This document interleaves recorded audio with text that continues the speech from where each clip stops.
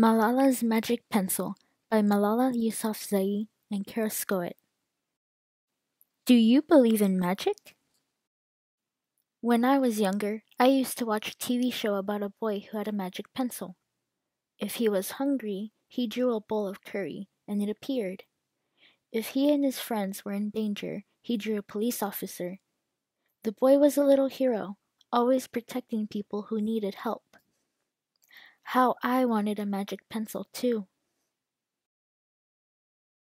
If I had a magic pencil, I would use it to put a lock on my door so my brothers couldn't bother me, stop time so I could sleep an extra hour every morning, erase the smell of the trash dump near our house. And I would use it to make other people happy. I would draw the most beautiful dresses in the world for my mother, the best buildings in the valley for my father, so he could open many schools where children could study for free. A proper ball so my brothers and I no longer had to play with an old sock stuffed with rubbish. Every night before I went to bed, I wished for a magic pencil of my own. And every morning I would wake up and check my cupboard, but the magic pencil was never there. One day, I was throwing away potato peels and eggshells at the dump. I was wrinkling my nose, swatting away flies, and making sure I didn't step on anything dirty in my nice shoes, when I saw a girl about my age sorting trash into piles. Nearby, boys were fishing for metal scraps using magnets on strings. When my father returned home from work, I told him what I seen. It made him sad. "Abba," I said. "Yes, Jenny?" he said back. I always liked when he called me dear one. "Why haven't I seen that girl in my class?" "Because," he said, but he didn't finish right away. "Because, Yanni, in our country not everyone sends their daughters to school, and some children must work to support their family. Those boys will sell the metal scraps they find. If they went to school, their families would go hungry." School was my favorite place, but I had never considered myself lucky to be able to go. My father had always said, "Malala will live free as a bird." Now I wondered how free I'd truly be.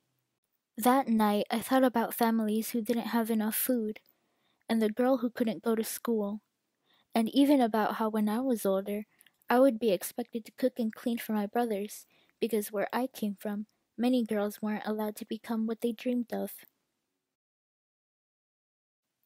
I knew then that if I had the magic pencil, I would use it to draw a better world, a peaceful world. First, I would erase war, poverty, and hunger. Then I would draw girls and boys together as equals. Over the next few years, instead of wishing for a magic pencil every night, I worked hard in school every day. I wanted to be one of the top students in my class. But soon, powerful and dangerous men declared that girls were forbidden from attending school. They walked the streets of our city now. They carried weapons. One by one, girls stopped coming to school. "Abba, where are all the students? They don't feel safe here anymore, Yanni." How could a few men stop all the girls in our valley from going to school? If more people knew what was happening to us, I thought, they might help. Wishing wasn't enough. Someone needed to speak out. Why not me?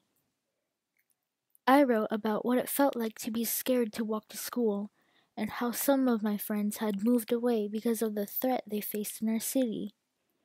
I wrote about how much I loved school and how proud I was of my uniform. Once I started writing, I didn't stop. I wrote speeches and traveled around my country, sharing my story. I even talked to a reporter from a famous international newspaper. People actually wanted to learn about my life. I spoke for all the girls in my valley who couldn't speak for themselves. My voice became so powerful that the dangerous men tried to silence me, but they failed. And now my voice is louder than ever, louder because people have joined me, and together we make a chorus, standing up for what we believe. We raise our voices for those in need. We help people in danger, even if they are an ocean away, and we think of the world as family. Do you still believe in magic? I do. I wrote alone in my room, but people all over the world were reading my story. Millions now know it and help me spread my message of hope. I had at last found the magic I was looking for, in my words and in my work. I am Malala. I've always wished I could make the world a more peaceful place, and every day I work to make my wish come true. One child, one teacher, one book, and one pen can change the world. The end.